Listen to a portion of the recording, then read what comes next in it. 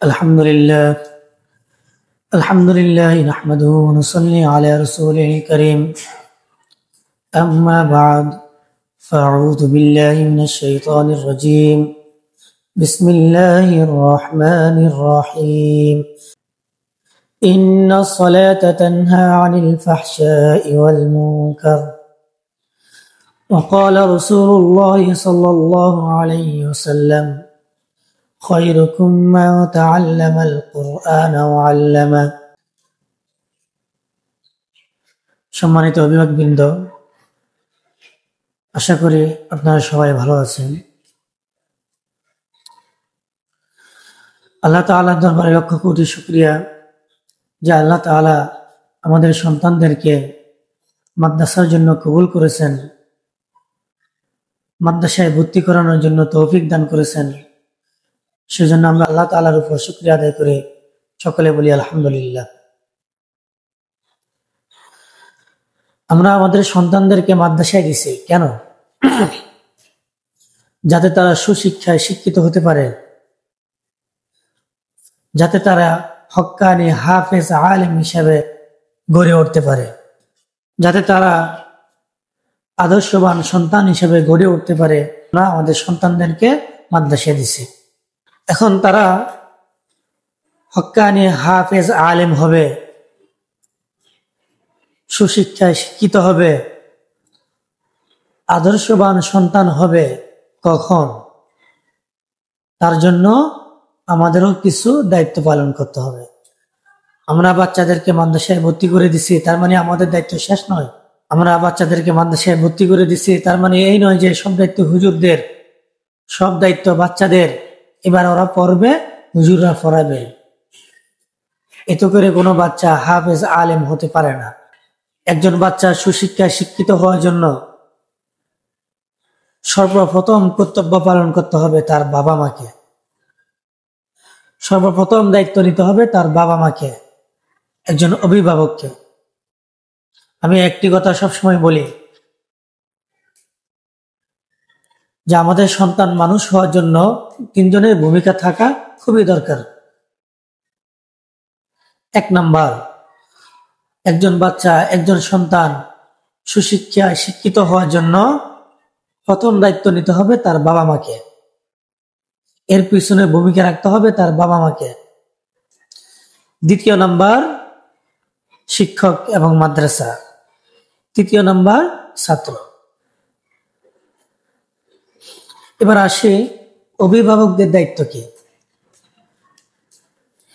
আমরা অভিভাবকরা মনে করি আমাদের কোনো দায়িত্ব নেই, আমরা মাদ্রাসায় ভর্তি করে দিছি, মাসে মাসে টাকা দিচ্ছি, এতেই আমাদের দায়িত্ব শেষ। আসলে তা না। অভিভাবকদের দায়িত্ব হচ্ছে বেশি। শুধু মাদ্রাসায় ভর্তি করায় দিলেই দায়িত্ব শেষ হয়ে যায় না, এছাড়াও তাদের অনেক দায়িত্ব রয়েছে।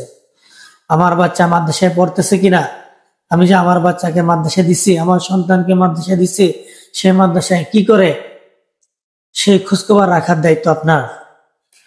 আমার বাচ্চা পড়তেছে কিনা সে খোঁজখবর রাখার দায়িত্ব আপনার। অভিভাবকদের করণীয়, তাদের দরকার বাচ্চারা যখন মাদ্রাসা থেকে বাসায় যাবে তখন তাদেরকে জিজ্ঞাসাবাদ করতে হবে, হে বাবা, তোমার লেখাপড়া কতটুকু হয়েছে, আজকে সবক দিছো কিনা, আজকে পড়া দিছো কিনা, এসব বিষয়ে জিজ্ঞাসাবাদ করতে হবে। এখন তো আমরা গার্ডিয়ানরা যখন সন্তান বাসায় আসে তখন আগে জিজ্ঞাসা করি, তুমি ভাত খাইছো কিনা, দুপুরে ভাত খাইছো কি দিয়ে, হুজুর তোমাকে বকা দিছে কিনা, হুজুর তোমাকে মারধর করছে কিনা, এগুলো জিজ্ঞাসা করি। এগুলোর দ্বারাই তো বাচ্চাদের দুষ্টুমি সাহসটা আরো বেড়ে যায়। যখন আপনি বাচ্চাদেরকে এগুলো জিজ্ঞাসা করবেন, তার মানে তাকে শয়তানের জন্য প্রশ্রয় দিচ্ছেন।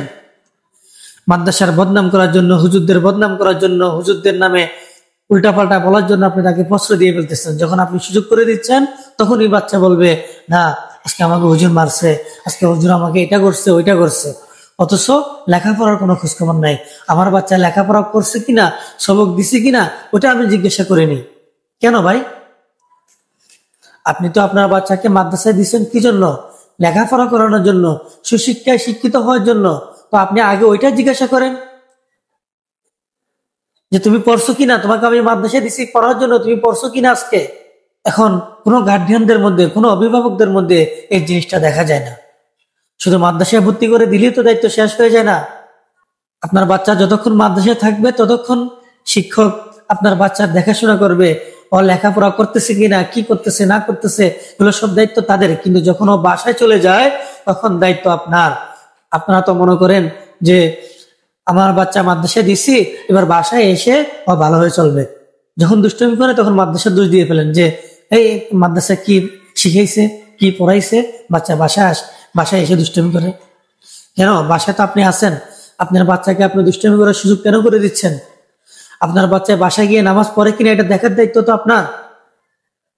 মাদ্রাসার কর্তৃপক্ষ তো বাসায় গিয়ে দেখবে না যে আপনার বাচ্চা নামাজ পড়তেছে কিনা। ওটা আপনার দায়িত্ব। সব দায়িত্ব শুধু মাদ্রাসার উপরে ছেড়ে দিলে হবে না। আপনার বাচ্চা সুশিক্ষায় শিক্ষিত হওয়ার জন্য এটা আপনার অবশ্যই দায়িত্ব পালন করতে হবে। সে বাসায় গেলে দেখাশোনা করতে হবে যে সে কাদের সাথে মিশতেছে, সে আজে বাজে ছেলেদের সাথে মিশতেছে কিনা, সে বাইরে খেলাধুলা করতেছে কিনা, সে মোবাইল টিপতেছে কিনা, সে টিভি দেখতেছে কিনা, সে নামাজ পড়তেছে কিনা, এগুলো আপনার দেখার দায়িত্ব। এগুলোর জন্য আপনাকে জোর দিতে হবে। নামাজ না পড়লে অবশ্যই নামাজের জন্য তাকে শাসন করতে হবে। মোবাইল দেখলে মোবাইল না দেখার জন্য অবশ্যই তাকে শাসন করতে হবে। টিভি দেখলে টিভি না দেখার জন্য অবশ্যই তাকে শাসন করতে হবে। আপনারা বাসায় বাচ্চাদেরকে নিয়ে গিয়ে এইসব উল্টা পাল্টা আজে বাজে অভ্যাস করাইয়া তারপর মাদ্রাসায় নিয়ে আসেন, পরবর্তীতে বলেন কি মাদ্রাসায় পড়া হয় না। কিভাবে পড়বে? আপনারা তো বাসায় বাচ্চাদের মন মানসিকতা, বাচ্চাদের মনের ভিতরে শয়তানি ঢুকাই দেন। তাহলে ওই বাচ্চাটা কিভাবে হেফজ করতে পারবে, কিভাবে আলেম হবে? শুধু বাচ্চাকে মাদ্রাসায় ভর্তি করাই দিলেই তো বাচ্চা পারবে না। আপনাদের দায়িত্ব আছে, আপনাদের দোয়া করতে হবে বাচ্চাদের জন্য। শুধু বাচ্চা নামাজ কালাম পড়বে, বাচ্চা ঠিক মতো চলবে এটা না, আপনাদেরকেও নামাজ কালাম পড়তে হবে, বাচ্চাদের জন্য দোয়া করতে হবে, আমার ছেলে সন্তানদের জন্য দোয়া করতে হবে। এখন আপনারা বাচ্চা মাদ্রাসায় ভর্তি করে দিচ্ছেন, আপনারা উল্টা পাল্টা চলতেছেন, কেউ নামাজ পড়তেছে তো কেউ পড়তেছে না। ভাই এভাবে তো আমাদের বাচ্চা মানুষ হবে না।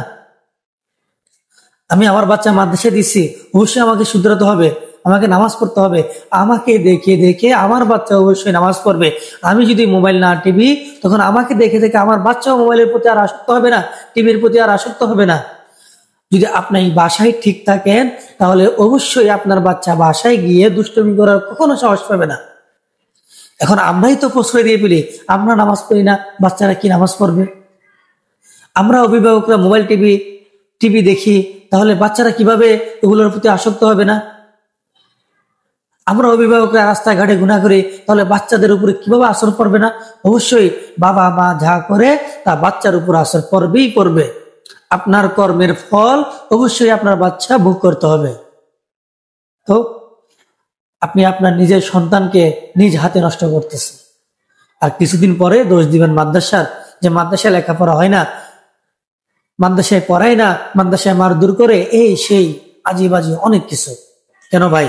শুধু মাদ্রাসার দায়িত্ব নয়, একটি বাচ্চা লেখাপড়া করলে যেমন মাদ্রাসার সুনাম, তেমন গার্ডিয়ানেরও সুনাম, অভিভাবকদের সুনাম, যে আমার বাচ্চা লেখাপড়া করছে, মাদ্রাসায় বলতে পারে যে আমার মাদ্রাসার ছাত্র লেখাপড়া করছে। তেমনি একটি বাচ্চা যখন লেখাপড়া করবে না, তেমন মাদ্রাসারই যেমন বদনাম, তেমন আপনারই বদনাম। মাদ্রাসারও যেটুকু দায়িত্ব, আপনার আরো তার থেকে বেশি দায়িত্ব থাকা দরকার। হাদিস শরীফে আছে, ক্বালা রাসূলুল্লাহ সাল্লাল্লাহু আলাইহি ওয়াসাল্লাম, আদ-দুআ মুখুল ইবাদা, দোয়াই হচ্ছে ইবাদতের মূল। আপনি নামাজ কালাম করে বাচ্চার জন্য দোয়া করেন, আপনার সন্তানের জন্য দোয়া করেন। পিতা মাতার দোয়ার চেয়ে বড় হাতিয়ার সন্তানের জন্য আর কিছুই হতে পারে না। আপনি যদি 5 ওয়াক্ত নামাজ পড়ে 5 বার বাচ্চার জন্য দোয়া করেন, তাহলে ইনশাআল্লাহ অবশ্যই অবশ্যই ওই বাচ্চা মানুষ হবে। এখন আপনারা তো নামাজই পড়েন না। নামাজ পড়া তো দূরের কথা, আপনাদের চলাফেরা দিনই লাইনে নাই, আপনাদের দিনই যে তাকওয়া, ওই তাকওয়া আপনাদের ভিতরে নাই, তাহলে কিভাবে বাচ্চাদের মধ্যে আসবে? আপনাদের যদি আগ্রহ থাকে, আপনাদের ভিতরে যদি সচেতনতা দেখা দেয়, তাহলে অবশ্যই অবশ্যই মাদ্রাসা এবং শিক্ষকরা সচেতন হয়ে যাবে। তখন তাদের মনের ভিতরে ভয় ঢুকবে যে এই গার্ডিয়ান সচেতন, এই বাচ্চার অভিভাবক সচেতন, ওকে ভালো করে পড়াইতে হবে। বা ওই বাচ্চাটাকে পড়াইতেও তখন ভালো লাগবে যে ওই বাচ্চাটার গার্ডিয়ানটা সচেতন, তার পক্ষ থেকে কোনো রকম কমপ্লেন আসে না, কোনো রকমের আজে বাজে জিনিস দেখা যায় না, তখন ওই বাচ্চাটাকে পড়াইতেও ভালো লাগবে। যখন ওস্তাদ মনোযোগ দিয়ে পড়াবে তখন ওই বাচ্চাটার থেকেও পড়তে ভালো লাগবে। ওই বাচ্চাটা সুযোগ পাবে না যে অবশ্যই আমার থেকে পড়তে হবে, আর না হলে তো আমার কোনো ছাড় নাই, আমার বাসায় গেলে ছাড় নাই, মাদ্রাসায় থাকলেও ছাড় নাই, অবশ্যই পড়তে হবে। এখন আমরা টিচাররা পড়ালেখার জন্য চাপ দেই, কিন্তু বাসায় প্রশ্রয় পেয়ে যায়। তখন ওই বাচ্চারা সুযোগ পেয়ে যায় যে আমাকে মাদ্রাসায় চাপ দিলেই আমি বাসায় চলে যাব, মাদ্রাসায় আমাকে প্রেশার দিলেই আমি বাসায় গিয়ে উল্টাপাল্টা বকবো। তাহলে ওই বাচ্চা কিভাবে লেখাপড়া করবে? তাহলে ওই বাচ্চা লেখাপড়া না করলে কি এটা হুজুরদের দায় নাকি আপনারা অভিভাবকদের দায়? অবশ্যই আপনারা অভিভাবকদের দায়। আপনাদের কারণে আপনাদের বাচ্চারা লেখাপড়া হয় নাই। আমাদের এসব কিছু মাথায় রাখতে হবে। বাচ্চাদের জন্য দোয়া করতে হবে, নামাজ পড়তে হবে। আমি একটি কোরআনের আয়াত বলছিলাম, قال الله تعالى إن الصلاة تنهى عن الفحشاء والمنكر, যে নামাজ, নিশ্চয়ই আল্লাহ তাআলা বলেন নিশ্চয়ই নামাজ সমস্ত খারাপ কাজ থেকে মানুষকে বিরত রাখে। আপনি যদি নামাজ পড়েন তাহলে আপনাকে সমস্ত খারাপ কাজ থেকে নামাজ বিরত রাখবে। আর আপনি যদি সমস্ত খারাপ কাজ থেকে, বাজে আড্ডার থেকে বিরত থাকেন, তাহলে আপনার বাচ্চাও ইনশাল্লাহ সমস্ত খারাপ কাজ থেকে, সমস্ত বাজে আড্ডার থেকে বিরত থাকবে। আপনি যদি নামাজ পড়ে দুহাত করে আল্লাহ তাআলার কাছে আপনার সন্তানের জন্য দোয়া করেন যে আল্লাহ, আমি আমার সন্তানকে আপনার রাস্তায় দিয়ে দিয়েছি, আপনি দেখার মালিক, আপনি তার জাহান শক্তি বাড়াই দেন, আপনি তাকে হাফেজ আলেম হিসাবে কবুল করে নেন। আল্লাহ তাআলা সন্তানের জন্য বাবা মার দোয়া অবশ্যই অবশ্যই কবুল করবেন। তখন দেখবেন আপনার বাচ্চার লেখাপড়ার উন্নতি কিভাবে হচ্ছে। তখন আর মাদ্রাসার থেকে শাসন করতে হবে না, ওই বাচ্চা এমনিতেই পড়বে। মাদ্রাসার থেকে আর প্রেসার দিতে হবে না, হুজুরের প্রেসার দিতে হবে না, ওই বাচ্চা এমনিতেই পড়বে। তাহলে অভিভাবকদের দায়িত্ব হচ্ছে গুরুত্বপূর্ণ। আপনার অভিভাবকের দায়িত্ব থাকলে, আপনার দায়িত্ব থাকলে অবশ্যই তখন হুজুরের দায়িত্ব বেড়ে যাবে, একজন শিক্ষকের দায়িত্ব বেড়ে যাবে। ওই শিক্ষকের দায়িত্ব যখন বেড়ে যাবে, যখন আগ্রহ থাকবে ওই ছেলেটাকে লেখাপড়া করানোর জন্য, তখন ওই ছেলেটারও দায়িত্ব বেড়ে যাবে। ওই ছেলেটার আর কোনো সুযোগ থাকবে না, ওই ছেলেটাকে অবশ্যই পড়তে হবে। তখন দেখবেন এই তিনজনের মেহনত যখন একত্রিত হবে, তখন ওই বাচ্চাকে আল্লাহ তাআলা অবশ্যই একজন হাফেজ আলেম হিসাবে কবুল করে নেবেন। তাই আসুন আমরা নিজেরা সচেতন হয়ে বাচ্চাদেরকে লেখাপড়া করার জন্য সুযোগ করে দেই। এবং আপনাদের কাছে অনুরোধ থাকবে, নিজেরা সচেতন না হয়ে মাদ্রাসায় গিয়ে শিক্ষকদের সাথে বাজে ব্যবহার করবেন না, শিক্ষকদের সাথে বাজে ব্যবহার করবেন না। একটা জিনিস খেয়াল করুন, আপনি আপনার নিজের সন্তান যখন বাসায় থাকে, আপনার সন্তান কয়জন? একজন, দুইজন, তিনজন? নিজের সন্তান যখন বাসায় থাকে, ওদের অনেক কাজে কর্মে আপনারা বিরক্ত হয়ে যান। অনেক গার্ডিয়ানরা আসে আমাদেরকে বলে তো, হুজুর বাসায় বেশি দুষ্টামি করে বিরক্ত করে ফেলে, এটা করে সেটা করে, বিরক্ত হয়ে আজকে মাইর দিচ্ছে, আজকে এভাবে মারছি ওভাবে মারছি। অনেক গার্ডিয়ানরা বলে তো এগুলা। তো আপনি আপনার নিজের সন্তান, একজন মাত্র, দুইজন মাত্র সন্তানকে বাসায় সামলাতে পারেন না, আর এখানে মাদ্রাসায় একজন শিক্ষকে অন্যের সন্তানদেরকে কিভাবে সামলাবে? আরো তো একজন দুইজন নয়, 20 জন, 30 জন, 50 জন ছাত্রকে অন্যের বাচ্চা হুজুররা কিভাবে সামলায়? আপনাদের এটা মাথায় রাখা উচিত যে আমাদের বাচ্চাদেরকে তো আমরাই সামলাইতে পারি না, তাহলে হুজুররা কিভাবে সামলাইতেছে? অবশ্যই বাচ্চাকে একটু প্রেসার দিতে হবে, অবশ্যই বাচ্চাকে একটু শাস্তি করতে হবে যখন দুষ্টমি করবে। এখন আমি তো জানি আমার বাচ্চা দুষ্টমি করে, আমি নিজেই সামলাইতে পারি না, তাহলে অপরের কাছে এসে তো আরো বেশি দুষ্টমি করবে, তাই না? তো মাদ্রাসায় আসলে বাচ্চারা সুশিক্ষায় শিক্ষিত হওয়ার জন্য যা যা করার তা অবশ্যই অবশ্যই শিক্ষকরা করতে হবে। আপনি যদি এখন শিক্ষককে ওটা করতে সুযোগ করে না দেন, আপনি মাদ্রাসায় এসে যদি হুজুরদের সাথে বাজে ব্যবহার করেন, তাহলে কিভাবে আপনার বাচ্চা মানুষ হবে? তখন তো ওই বাচ্চা সুযোগ পেয়ে যায় যে আমাকে কে কি বলবে, কোন হুজুর আমাকে কি বলবে, আমাকে কিছু বললেই তো আমি বাসায় গিয়ে বলে দিব। তখন ওই বাচ্চাটা এই ভবিষ্যতে গিয়ে একজন বেয়াদব হয়ে যায়। ওই বাচ্চাটা লেখাপড়া হয় না, পরবর্তীতে ওই বাচ্চাটা হয়ে যায় একজন বেয়াদব। তখন পরবর্তীতে আপনারাই বলবেন যে আমার সন্তানটা এতটা বেয়াদব যখন আপনাদের সাথে বেয়াদবি করবে, পরবর্তীতে যখন আপনাদের কি খাওয়াবে না দাওয়াবে না, বড় হয়ে আপনাদের সাথেই বেয়াদবি করবে, তখন বলবেন হায় রে আমি কি দোষ করলাম। তখন সব দোষ আল্লাহ তাআলার উপর চাপিয়ে দিবেন, এ আল্লাহ আমি কি দোষ করছি যে আমার বাচ্চাটা এমন বেয়াদব হয়েছে, অন্যের বাচ্চাটা কি ভালো। দোষ তো ভাই আপনারই, আপনার কারণেই তো আপনার ছেলে বেয়াদব হয়েছে।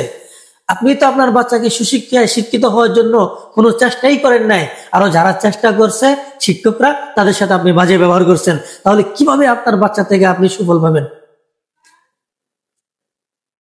আপনি আজকে যা করবেন তা ইনশাল্লাহ আপনি পরবর্তীতে তা পাবেন, তার ফলাফল পাবেন। আজকে যদি আপনি ভালো করেন তাহলে ভবিষ্যতে আপনি ভালো ফলাফল পাবেন, আর আজকে যদি আপনি খারাপ করেন তাহলে ভবিষ্যতে আপনি খারাপ ফলাফল পাবেন। তাই আপনাদের কাছে আমার অনুরোধ থাকবে, বিনীত অনুরোধ থাকবে, যে আমরা সামান্য সামান্য কয়েকদিনের জন্য, সামান্য কয়েক বছরের জন্য নিজের মায়া মহব্বত, যেটা আমরা এখন অতিরিক্ত মায়া মহব্বত দেখাচ্ছি, এটাকে আমরা মনে মনে রাখি ভাই। বাচ্চাদের সামনে নয়, বাচ্চাদের সামনে থাকতে হবে গরম, বাচ্চাদের সামনে মুখোমুখি দেখাইতে হবে, প্রেশার দেখাইতে হবে। ওদের জন্য যা মায়া মহব্বত ভালোবাসা তার অন্তরে অন্তরে থাকতে হবে। ওদের জন্য কি করার তা করবেন আপনি, এটাই হচ্ছে মায়া মহব্বত। উপরে উপরে যে মায়া মহব্বত দেখানো হয় ওটাকে মায়া মহব্বত বলে না। ওই মায়া মহব্বতটা হচ্ছে উপরে উপরে যে মায়া মহব্বতটা আপনি দেখাচ্ছেন এখন, ওই মায়া মহব্বতটা হচ্ছে আপনার সন্তান নষ্ট হওয়ার জন্য, আপনার সন্তান বেয়াদব হওয়ার জন্য একটা কারণ, অন্যতম একটা কারণ। তাই আসুন আমরা বাচ্চাদেরকে সুশিক্ষায় শিক্ষিত হয়ে গড়ে ওঠার জন্য শিক্ষকদের পাশে থাকে এবং আমাদের সন্তানদেরকে মাদ্রাসায় ভর্তি করি। আল্লাহ তাআলা আমাদেরকে, আমাকে, আপনাকে যা বলেছি তা অনুযায়ী আমল করার তৌফিক দান করুক। আমিন। ওয়া আখিরু দাওয়ানা আলহামদুলিল্লাহি রাব্বিল আলামিন।